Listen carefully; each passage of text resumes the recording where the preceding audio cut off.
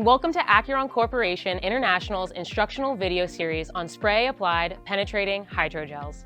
This video explains the spray application of Aquron waterborne hydrogel treatments for Portland cement-based products, providing increased integral curing, reduction of permeability and porosity, densifying, sealing, and hardening of cast-in-place concrete or similar.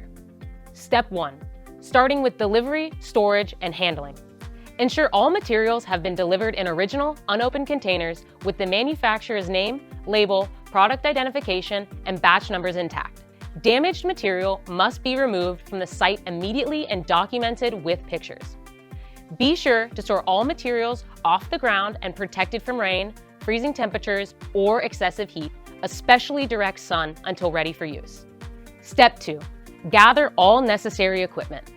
First, you will need a broom and/or a leaf blower. A garden hose is also optional, but for particularly dirty surfaces, a pressure washer may be necessary. You will also need a simple spray bottle filled with water, a temperature gun, and an airless paint sprayer capable of at least 2,000 psi with all 4 tips available: 13, 15, 17, and 19. Using any combination of a broom, leaf blower, garden hose, and pressure washer, clean the surface of the concrete. You don't want anything that can prevent the product from penetrating on the surface.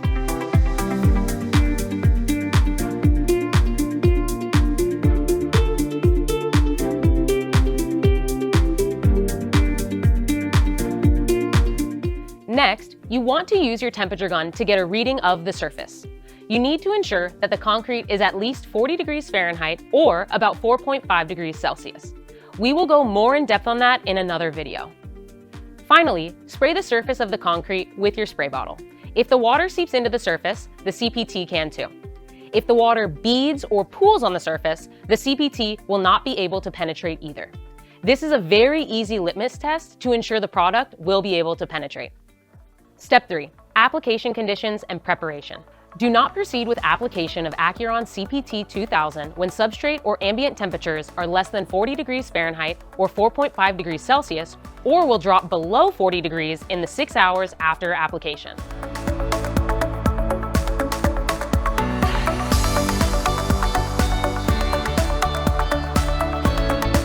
It will be necessary to remove puddles with a broom, as the CPT-2000 will not penetrate through standing water. In extremely hot temperatures, it is best to mist a section and immediately treat that section. Do not begin installation until the substrate has been inspected and properly prepared.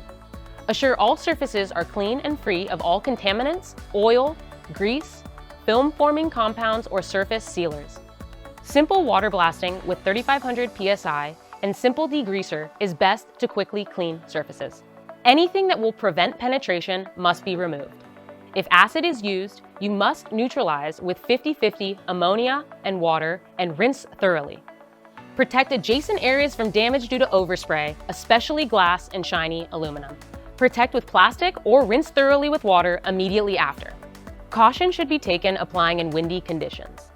Do not dilute, as the product comes ready to use. And lastly, always wear proper PPE when applying Aquron CPT-2000. Step 4. Application. Aquron CPT-2000 will be applied on existing concrete using high-pressure airless sprayers. 2,000 psi HVLP with 3/8 inch diameter hose and a range of tips from 513 to 519, depending on surface porosity and wind conditions. Application of the Aquron CPT-2000 with the airless sprayer must be at a 90-degree angle directly above the substrate floor, wall, or ceiling, and 10 to 12 inches away.